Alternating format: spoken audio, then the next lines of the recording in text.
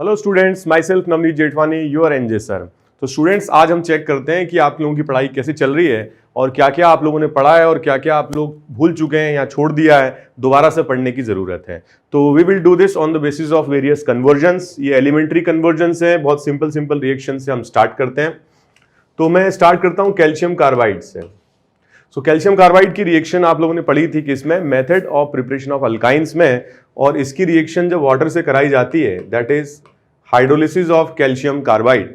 Okay, तो it will form what, CH triple bond CH। मेरे ख्याल से सब लोगों ने सही गैस किया होगा। एसिटिलीन बनेगा और क्या बनेगा, CaOH होल ट्वाइस। तो ये हमारा एक मेथड ऑफ प्रिपरेशन है अल्काइन का। ठीक है, acetylene is the basic alkyne, सबसे छोटा अल्काइन है। अब एसिटिलीन की जो रिएक्शन है वो कराई जा सकती किसके साथ, एसिटिलीन की रिएक्शन अगर हम कराते हैं डाइल्यूट HgSO4 और डाइल्यूट H2SO4 के साथ। सो दिस रिएक्शन क्या है ये, तो बहुत सारे बच्चों ने सही गैस किया है, दिस इज कुशरोव रिएक्शन। और कुशरोव रिएक्शन से यहां पर बन जाएगा CH3C double bond OH। CH3C double bond OH एक एल्डिहाइड है और एल्डिहाइड की कई सारी रिएक्शंस हम लोग पढ़ चुके हैं, हम लोग अच्छे से जानते हैं। कुछ और रिएक्शंस है जो हम थोड़ा डिस्कस करें। कई बार आप देखते हो जैसे LH मतलब क्या, LiAlH4। Okay, LiAlH4 is a reducing agent, LiAlH4 is reducing agent और ये एल्डिहाइड या कीटोन को अल्कोहल में कन्वर्ट कर देता है। तो एल्डिहाइड का जो रिडक्शन होता है वो प्राइमरी अल्कोहल में और कीटोन का जो रिडक्शन होता है वो सेकेंडरी अल्कोहल में होता है। ओके, तो यहां पर हमारे पास बन गया अल्कोहल। अल्कोहल की रिएक्शन अगर हम कराते हैं किसके साथ, PCl5 के साथ। तो आपको याद है कि PCl5 की रिएक्शन कई सारे रिएजेंट्स पर, कई सारे फंक्शनल ग्रुप पर हमने डिस्कस की थी और बहुत सिंपल केक कटिंग मॉडल की तरह हमने डिस्कस किया था। अगर आपको याद हो तो अल्कोहल की रिएक्शन अगर हम कराते हैं किसके साथ, PCl5 के साथ, तो ऐसे केक कटिंग की तरह हम इसको बना सकते हैं। एक Cl यहां आ जाएगा, एक Cl यहां आ जाएगा और फास्फोरस के साथ जुड़ जाएगा ऑक्सीजन। तो यहां पर बन जाएगा C डबल बॉन्ड CCl और क्या बन जाएगा, HCl और क्या बन जाएगा, POCl3। खैर एनीवे, जब इस तरह के कन्वर्जन दिए जाएं तो we are interested only in the organic compound जो प्रोडक्ट की तरह बन रहा है, और ऑर्गेनिक कंपाउंड ये बन रहा है CH3CH2Cl। तो ये जो कन्वर्जन हुआ ये this is nucleophilic substitution reaction और अल्कोहल से हम अल्काइल क्लोराइड बना सकते हैं by using PCl5। Also we can do this by using PCl3 से भी बना सकते हैं। और आप लोग जानते हो कि PCl3 के साथ अगर अल्कोहल की रिएक्शन कराई जाती है तो जो मैकेनिज्म होता है वो SN2 होता है और यहां पर इन्वर्टेड प्रोडक्ट बनता है। ठीक है, RCl तो बनता है मगर इन्वर्जन से बनता है, SN2 प्रोडक्ट बनता है। और एक तरीका है जिससे कि हम अल्कोहल को कन्वर्ट कर सकते हैं किसमें, RCl में, by using Lucas reagent HCl-ZnCl2। तो लुकास रिएजेंट क्या करता है, यहां पर OH की जगह पर क्या आ जाएगा, Cl आ जाएगा। So this is also a test which is used to identify primary, secondary and tertiary alcohol. ये जो RCl है ये टर्बिडिटी की तरह बनता है। किसकी तरह बनता है, टर्बिडिटी की तरह। और जो टर्बिडिटी है वो इंस्टेंटली आती है अगर अल्कोहल क्या है, 3 डिग्री है। ठीक है, तो 3 डिग्री अल्कोहल अगर होगा तो टर्बिडिटी क्या होगी, विद इन सेकेंड्स आ जाती है। तो इसको आपको अगर याद है तो बहुत अच्छी बात है, नहीं याद है तो अल्कोहल चैप्टर रिवाइज करें। हेलोजन डेरिवेट शुरू में जो हमने पढ़ाया था SN1 SN2 उसमें इसके एग्जाम्पल भी लिए हुए हैं। सो 2 डिग्री अगर अल्कोहल होगा तो मिनट्स में रिएक्शन होती है और अगर 1 डिग्री अल्कोहल है तो लॉन्ग टाइम में, आवर्स में रिएक्शन होती है। तो इससे हम पहचान सकते हैं कि जो अल्कोहल है वो प्राइमरी है, सेकेंडरी है या टर्शरी है। ठीक है, तो इस तरीके से हम पहचान सकते हैं। सो मैंने आपको बताया कि अल्कोहल से हम अल्काइल क्लोराइड बना सकते हैं by using PCl5, bye using PCl3, by using HCl-ZnCl2। एक और तरीका है जिससे कि हम इसको बना सकते हैं और वो तरीका है डार्जन प्रोसेस। ठीक है, तो अल्कोहल से अल्काइल क्लोराइड को बनाने का एक तरीका और है and that reaction is known as Darzens process. ठीक है, अब मैं थोड़ा सा कंफर्टेबल हो गया हूं, आप लोगों को भी लग रहा होगा कि स्मार्ट बोर्ड यूज करना भी इतना मुश्किल नहीं है और थोड़ा क्लीनिंग भी रहती है, बट स्टिल ग्रीन बोर्ड तो ग्रीन बोर्ड है। ठीक है, तो यहां पर अगर अपन देखें तो अल्कोहल से अगर हम बनाना चाहते हैं क्या, अल्काइल क्लोराइड, तो अल्काइल क्लोराइड बनाने के लिए हम यूज करते हैं क्या, डार्जन्स प्रोसेस। क्या यूज कर सकते हैं, डार्जन्स प्रोसेस। सो डार्जन्स प्रोसेस जो है that is conversion of alcohol into alkyl chloride.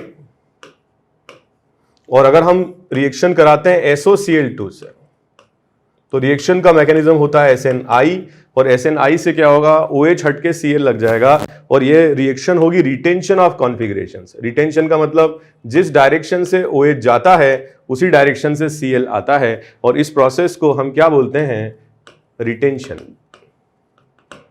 लेकिन अगर हम इसी रिएक्शन को कराते हैं SOCl2 के साथ और यहां पर हम रिएजेंट ले लेते हैं पिरिडीन, मतलब सॉल्वेंट की तरह यूज करते हैं बेस पिरिडीन, तो जो रिएक्शन का पाथ या मैकेनिज्म है वो बदल जाता है और रिएक्शन हो जाती है SN2, और SN2 से यहां पर क्या होता है, इन्वर्जन हो जाता है, मतलब Cl इस डायरेक्शन से आ जाएगा, H इस डायरेक्शन से आ जाएगा।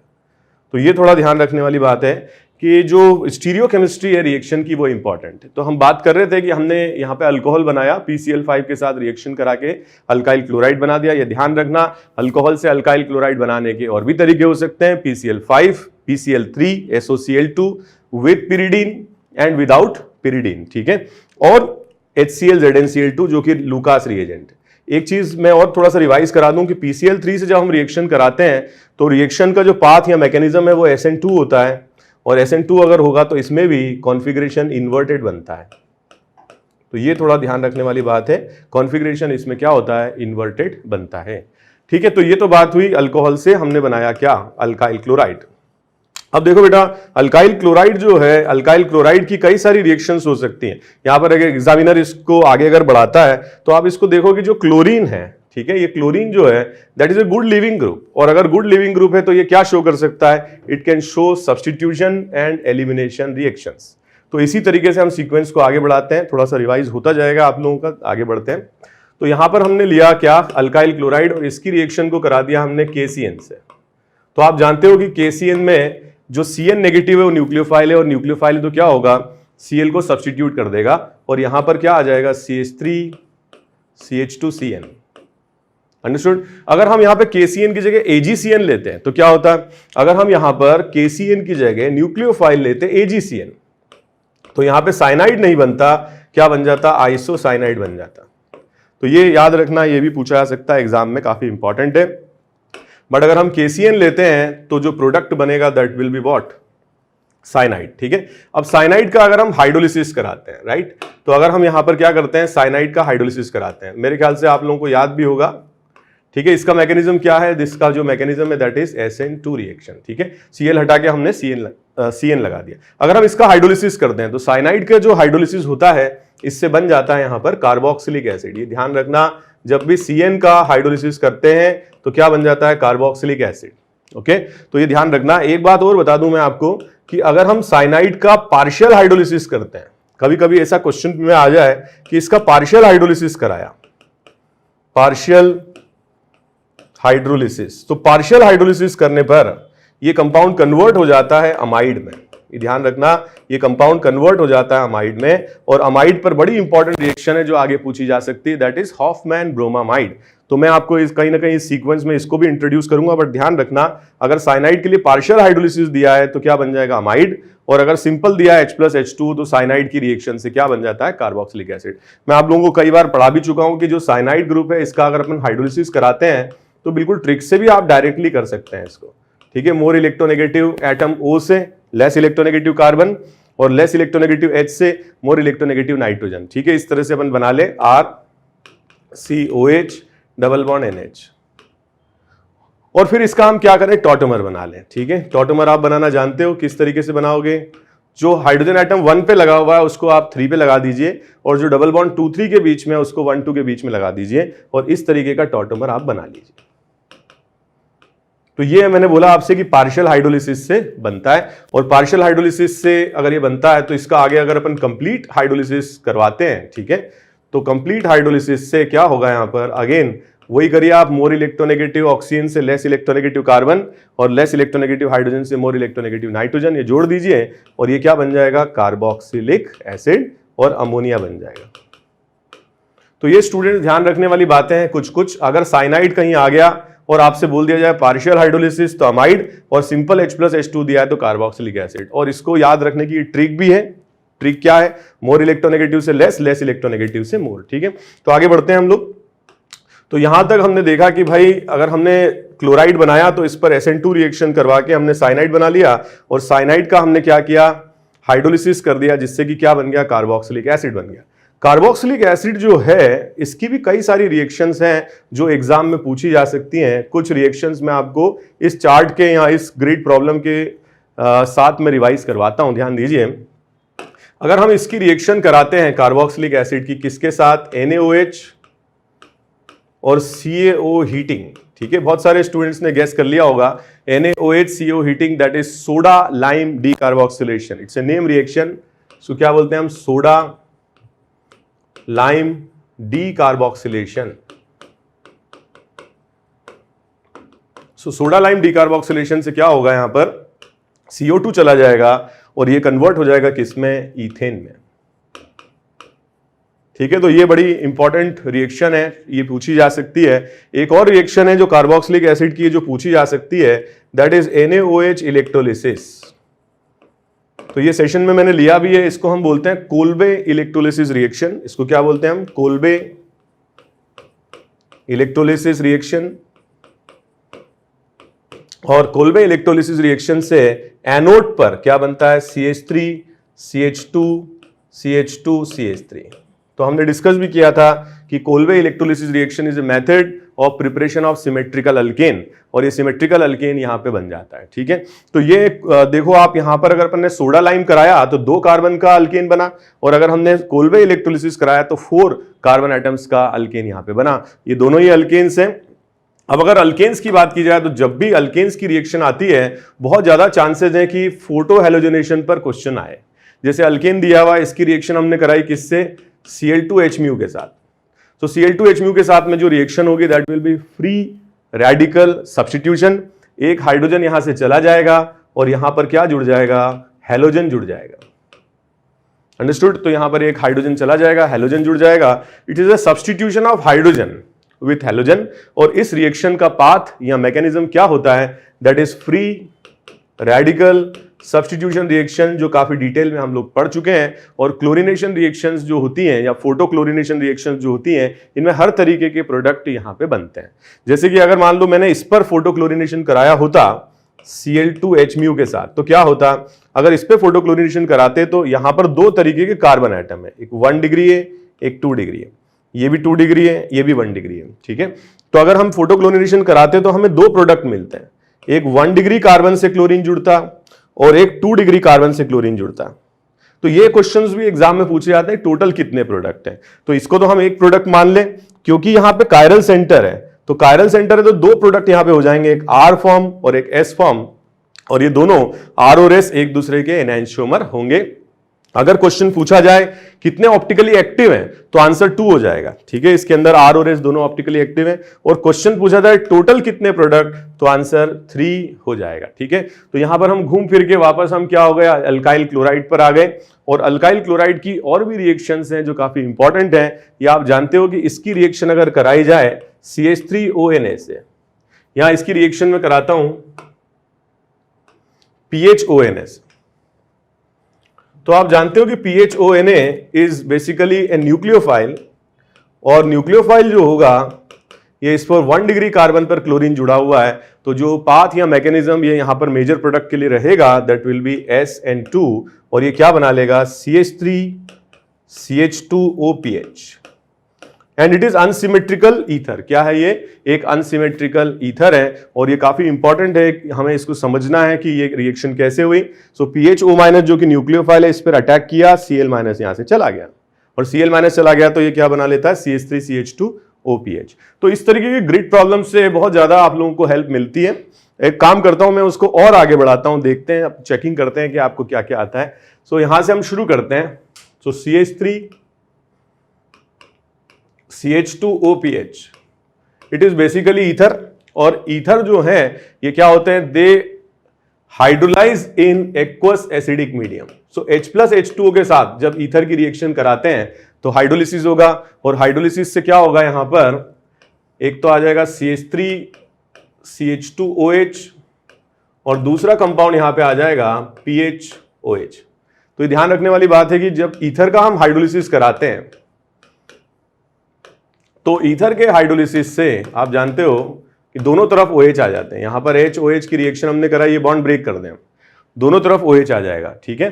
तो इस तरीके से एक तो बन गया फिनॉल और एक बन गया अल्कोहल। अब हम थोड़ी बात करते हैं फिनॉल की। तो फिनॉल की रिएक्शंस कैसे आगे पूछी जाती हैं। फिनॉल की रिएक्शन अगर हम कराते हैं, ओके, फिनॉल की रिएक्शन अगर हम कराते हैं किसके साथ, सोडियम के साथ।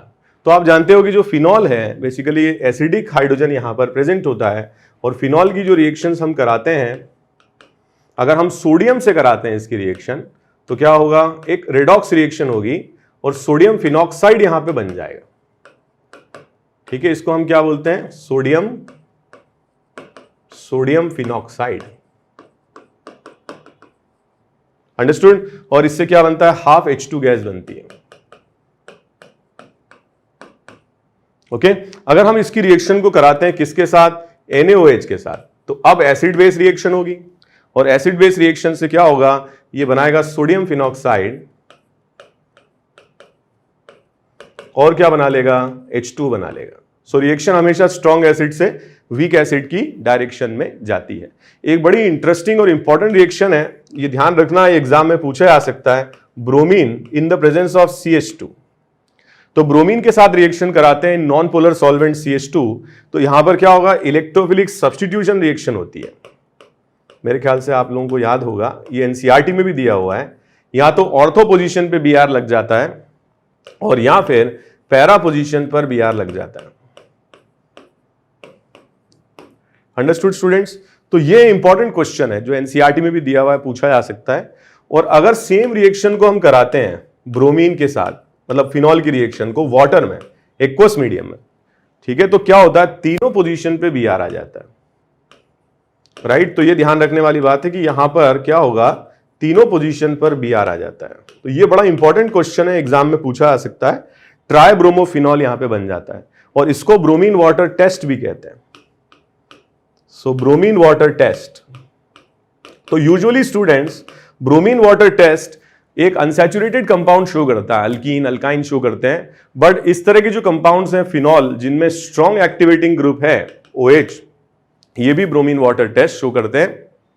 अच्छे से हमने इसके बारे में पढ़ा हुआ है, मेरे ख्याल से आप लोगों को आता भी होगा, और अगर नहीं आता है तो आज ही आप क्या करें, इसको दोबारा जाकर के रिवाइज करें अच्छे से, चाहे तो आप NCERT से पढ़ें, चाहे तो जो हमने पढ़ाया हुआ, जो मैंने पढ़ाया हुआ है उससे इसको रिवाइज करें, राइट। तो हम आगे बढ़ते हैं, जो हमारा कन्वर्जन टेबल है उसको आगे बढ़ाते हैं,